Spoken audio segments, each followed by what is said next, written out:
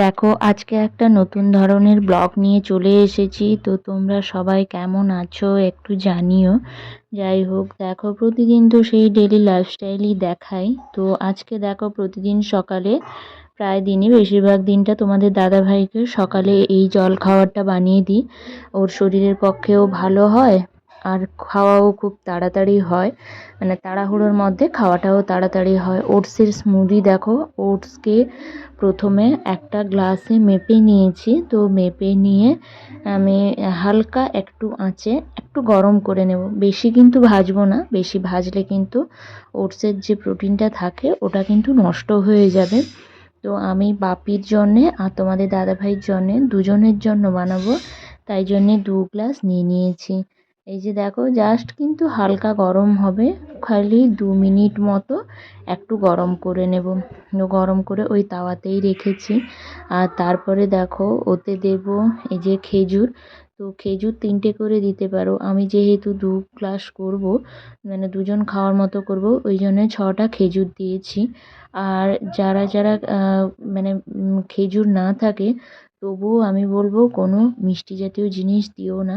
কেননা কোনো হেলথ ড্রিঙ্কে কোনো মিষ্টি জাতীয় জিনিস দেওয়া হয় না, মানে ধরো গুড় বা চিনি এইসব জাতীয় জিনিসগুলো দিও না।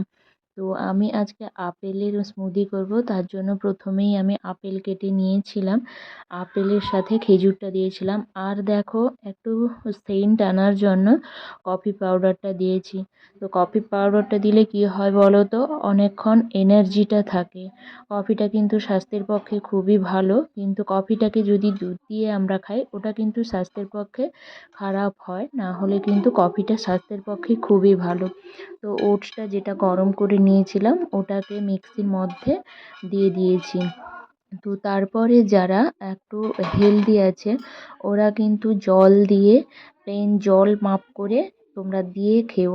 আর যারা একটু আনহেলদি আছে ওরা কিন্তু তোমরা দুধ ফুটিয়ে ঠান্ডা করে তারপরে এর মধ্যে মিক্সড করে পেস্ট করতে পারো। তো আমি দেখো জল দিব, যেহেতু তোমাদের দাদা ভাইয়ের শরীরটা অনেকটাই হেভি শরীর, তো যার জন্যে আমি জল দেব। তো জল দিয়ে মোটামুটি আমি ওটাকে তৈরি করে নিয়েছি। তোমাদের দাদাভাইও ওদিকে অফিসের জন্য রেডি হচ্ছে, বেরিয়ে যাবে অনেকটাই তাড়াহুড়োর মধ্যে। আর যারা যারা জানো সকালে যাদের যাদের মানে বাইরে বেরোনোর থাকে, কতটা ব্যস্ততা থাকে তা তো তোমরা জানো।